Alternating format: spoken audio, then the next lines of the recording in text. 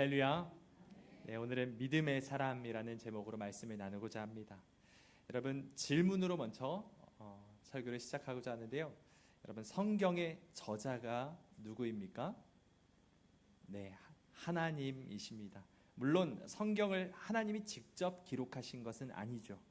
성령의 충만함을 받은 자들이 자기의 뜻이 아니라 하나님의 뜻을 대언함으로써, 그것을 대신 적음으로써 하나님의 뜻을 알리고, 그것이 모여서 지금 우리 손에 신구약 성경으로 들려져 있는 것이 성경입니다. 그러므로 성경은 하나님의 감동으로 된 것이고, 사람의 관점이 아니라 하나님의 관점에서 쓰여진 책이죠. 사람이 사람에게 쓴 것이 아니라 하나님이 사람에게 쓰신 책이 바로 성경입니다. 그러므로 성경은 하나님의 마음이 담겨져 있고, 오늘날 우리에게 보내는 하나님의 편지와도 같은 것입니다. 그리고 오늘 본문의 말씀 역시도 하나님의 성경 말씀이죠. 소년 다윗이 거인 골리앗을 쓰러뜨린 이야기는 우리에게 너무 익숙한 이야기이기 때문에 다 안다고 생각하고 쉽게 넘어가 버리는 경향이 있습니다. 하지만 여러분, 이 이야기 역시도 우리를 향하신 하나님의 마음이 담겨 있는 하나님의 편지임을 기억하며 이 말씀을 보길 원합니다. 그렇다면 하나님은 왜 이 사건에 집중하셨고, 이것을 오늘날을 살아가는 그리스도인인 우리에게도 말씀하고 계시는 것일까요? 방금 말씀드렸듯 성경은 사람의 관점이 아니라 하나님의 관점에서 쓰여진 것입니다. 그렇다면 하나님께서 사람을 보실 때, 이 세상을 보실 때 가장 중점적으로 보시는 것이 무엇일까요? 우리를 보실 때 무엇을 보실까요? 우리의 외모를 보실까요? 그렇지 않죠. 우리의 중심, 우리의 마음, 우리의 믿음을 보신다는 것입니다. 예수님께서 사람을 보실 때마다 그 안에 믿음이 있는가를 먼저 보셨습니다. 어떤 사람에게 이렇게 말씀하셨죠. 내 믿음이 너를 구원하였다. 또 어떤 사람에게는 이스라엘 중에 이런 믿음을 가진 자를 내가 보질 못했다라고 말하면서 극찬하시기도 하셨습니다. 또 어떤 사람에게는 믿음이 작은 자여 라고 혼을 내시기도 하셨고, 또 어떤 사람에게는 너의 믿음이 크도다라고 칭찬하시기도 하셨습니다. 여러분, 이런 표현들이 마태, 마가, 누가복음에 25번이나 표현되고 있습니다. 사람을 만나실 때마다 예수님은 그 마음의 중심 가운데 믿음이 있는가를 보셨다는 것입니다. 그 안에 믿음이 있는가, 그 안에 귀한 하나님이 기뻐하실 만한 믿음이 있는가가 예수님의 가장 중요한 사람을 보는 관점이었다는 것이죠. 여러분, 오늘 본문 역시도 마찬가지입니다. 하나님께서 다윗을 보시는 관점 역시도 예수님께서 사람을 보시듯 다윗의 믿음에 집중하고 계시는 것입니다. 그 다윗의 믿음이 얼마나 귀한가, 그 믿음이 얼마나 아름다운가를 보셨습니다. 하나님은 우리에게 이 이야기를 통해 힘을 내라, 용기를 내라, 절망적인 상황에도 아무런 힘이 없을 때도 포기하지 않고 끝까지 노력해라, 그러면은 언젠간 빛을 보게 될 것이다, 이런 얘기를 하고자 하시는 것이 아닙니다. 너의 믿음은 어떠하냐? 다윗은 이런데 너는 과연 어떠냐? 너는 이런 믿음을 소유하고 있느냐? 너는 내가 인정할 만한 믿음의 사람이냐? 라고 물으시며 도전하시는 것이 오늘의 본문의 내용이라는 것입니다. 여러분, 우리에게 한번 질문해 보길 원합니다. 이 자리에 있는 우리는 어떻습니까?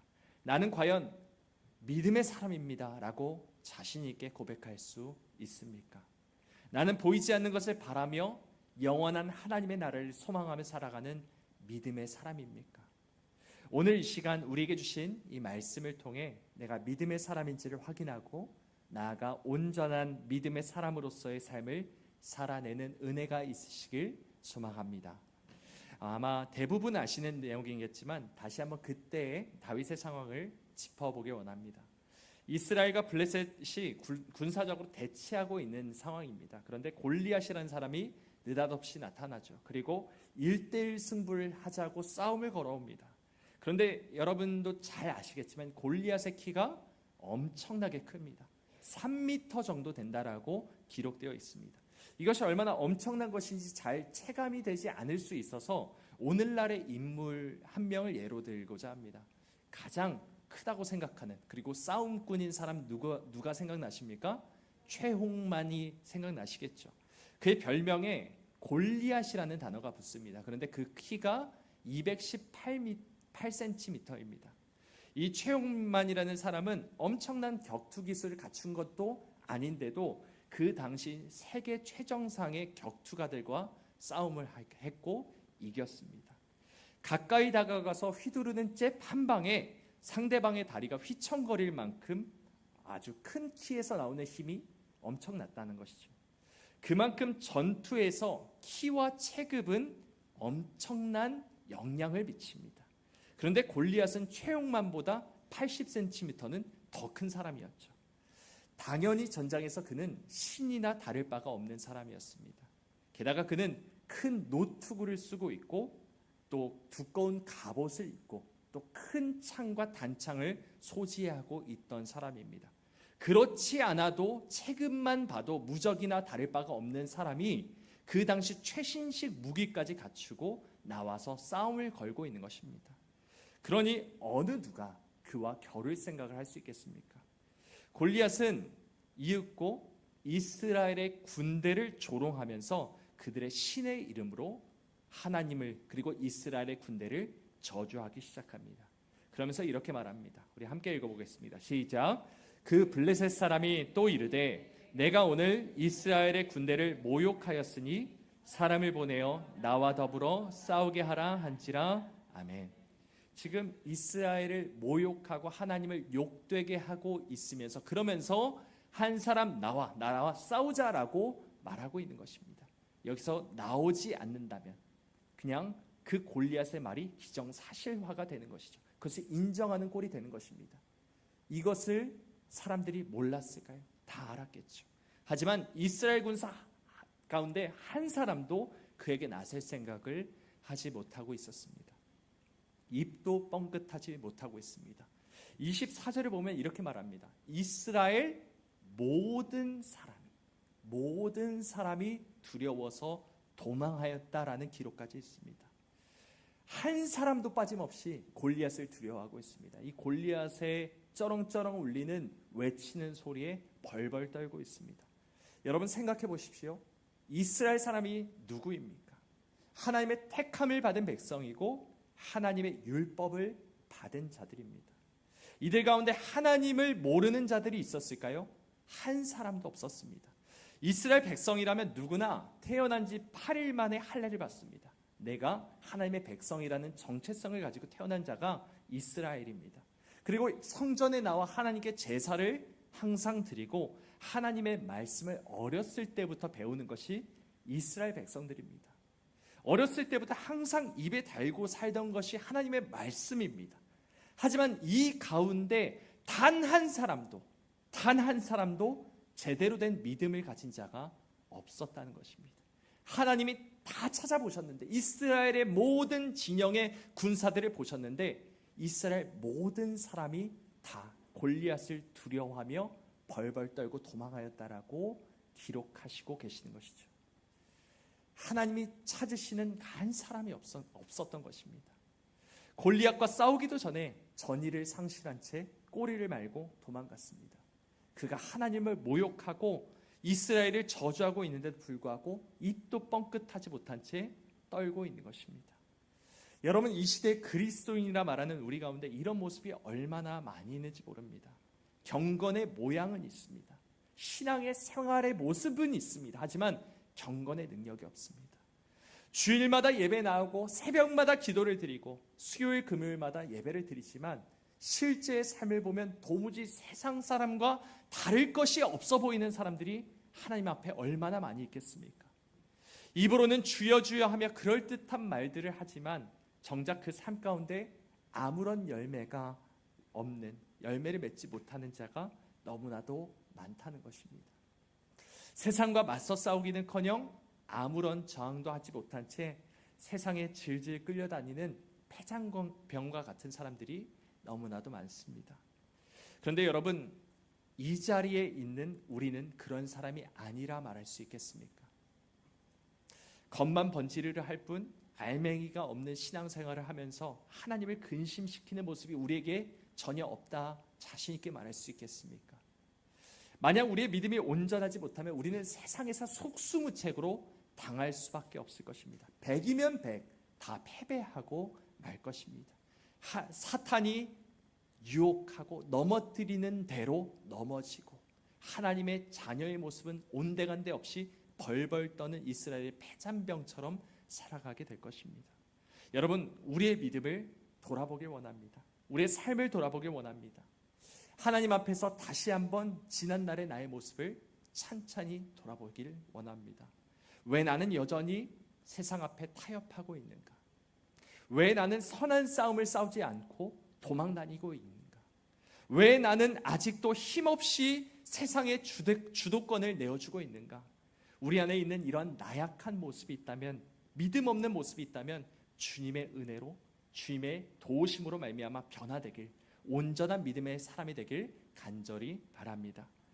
이렇게 모든 사람이 다 골리앗을 두려워하고 그가 이스라엘을 저주하며 조롱해도 아무 말도 하지 못하고 있는데 갑자기 한 사람이 분노하며 소리를 치기 시작합니다. 바로 누구죠? 다윗입니다.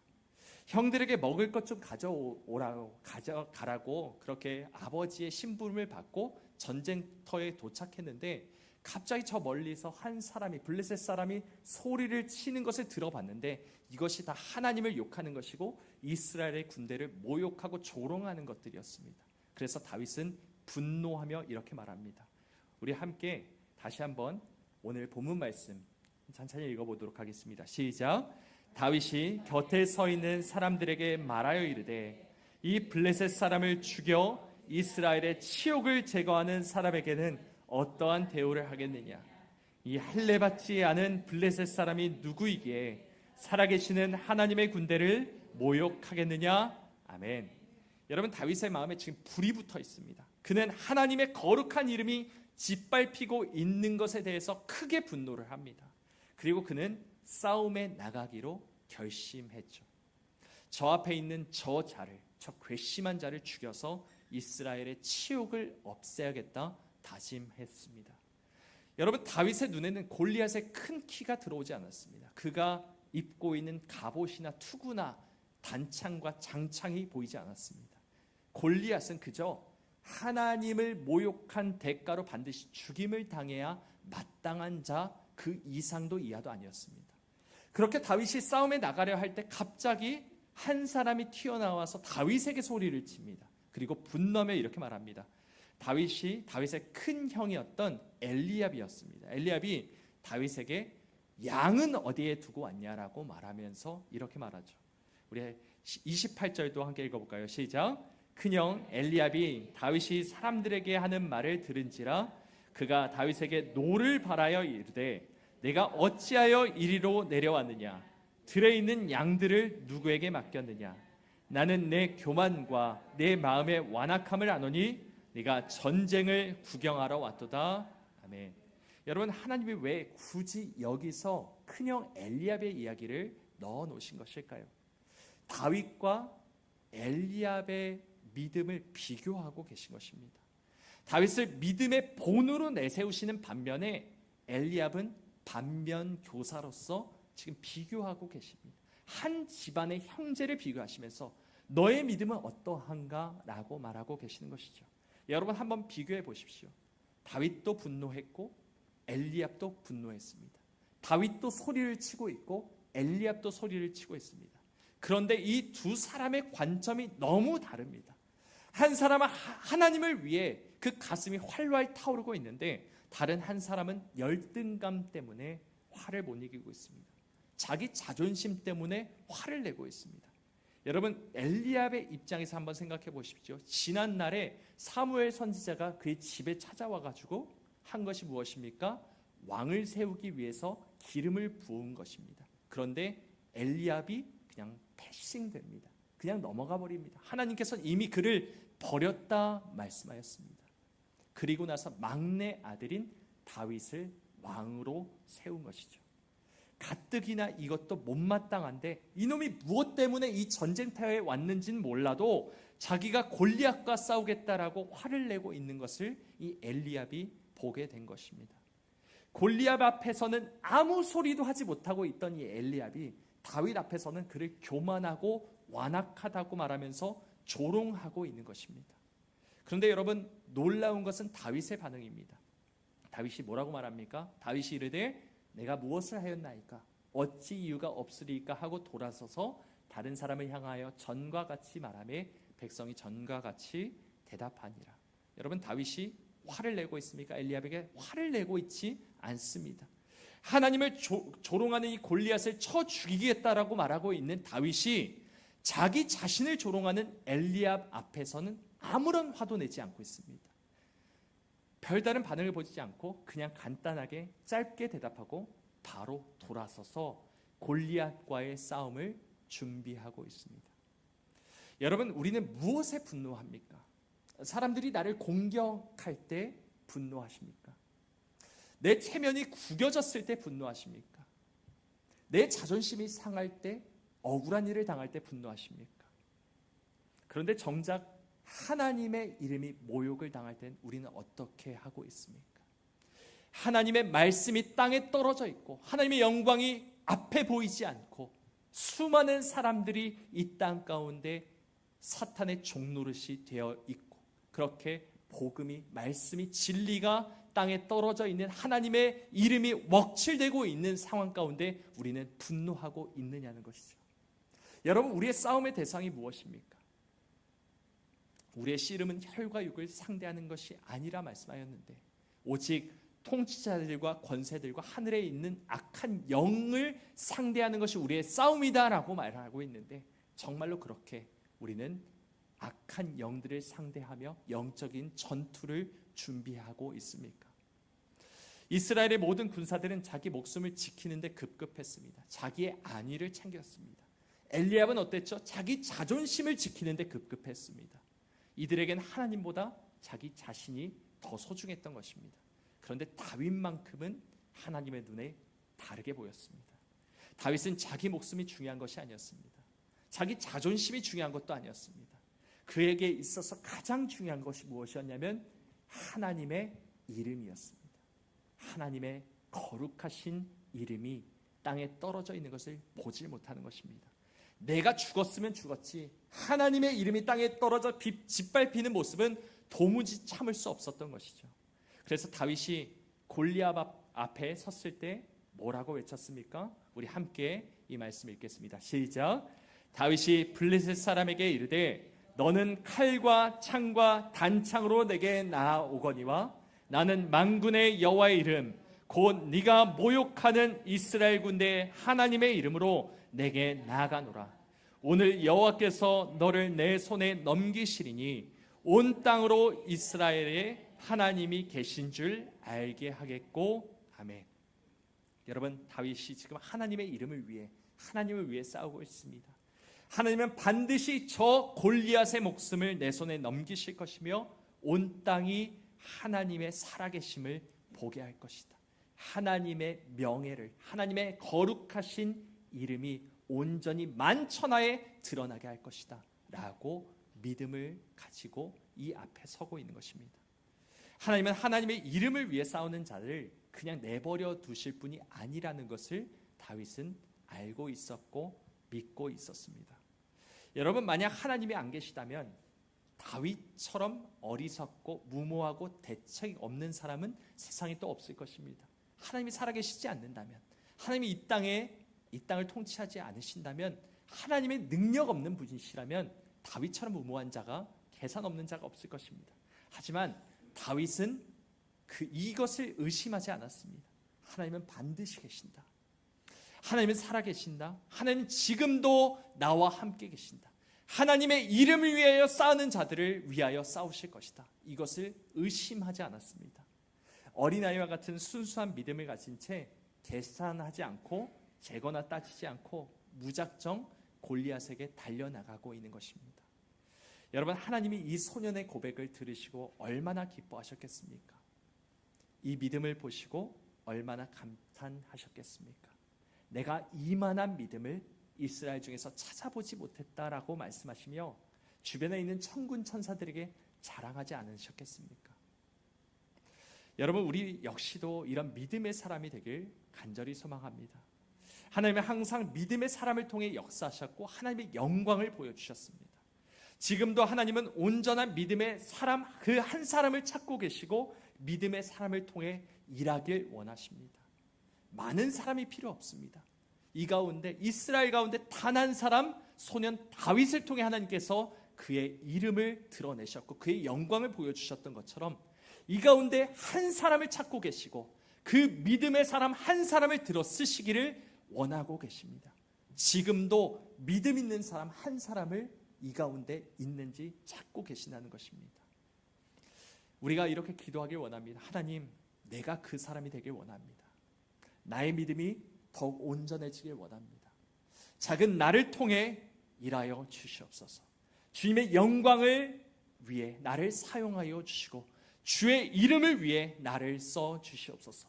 알량한 내 자존심을 위해 또는 나의 만족과 유익을 위해 살지 않게 하여 주시고 오직 주님을 위해 목숨을 거는 믿음의 사람 되게 하여 주시옵소서. 이것이 우리의 간구가 우리의 기도가 되길 간절히 원합니다. 여러분, 하나님께서 말씀하십니다. 세상을 이기는 승리는 이것이니 우리의 믿음이니라. 우리의 믿음만이 세상을 이기며 이 거인과 같은 골리앗과 같은 이 세상을 온전히 이기며 사탄의 모든 괴계를 파할 수 있는 줄 믿으시기 바랍니다. 우리 모두가 세상이 감당치 못할 믿음의 사람으로서 선한 싸움을 끝까지 싸우며 끝내 세상을 이기는 우리 모두가 되기를 주님의 이름으로 간절히 소망합니다.